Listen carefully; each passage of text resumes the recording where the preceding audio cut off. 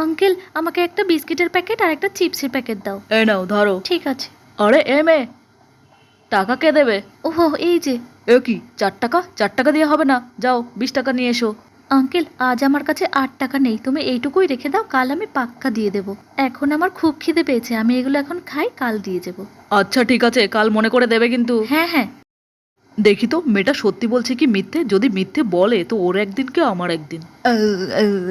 এই দাদা, মাটি খাস না, দেখ আমি তোর জন্য খাবার কিনে এনেছি। খিদে পেয়েছে। দে। এ কি মামুনি, তুমি এখানে কি করছো এই রাস্তার ধারে? আর তোমার মা বাবা কোথায়? আঙ্কেল, এই দাদাই আমার মা বাবা। হ্যাঁ, তোমার দাদার এরকম হালত হলো কি করে? কয়েক বছর আগে আমার মা বাবা অ্যাক্সিডেন্টে মারা গিয়েছিল, আর দাদার চোখের সামনেই সেটা হয়েছিল, আর তখন থেকেই দাদা এরকম হয়ে গেছে। ঠিক আছে মা, আজ থেকে তোমরা দুজন আমার কাছে থাকবে, চলো আমার বাড়িতে। তোমার দাদা আছে, থাকলে ইয়েস লেখো, না থাকলে নো লেখো।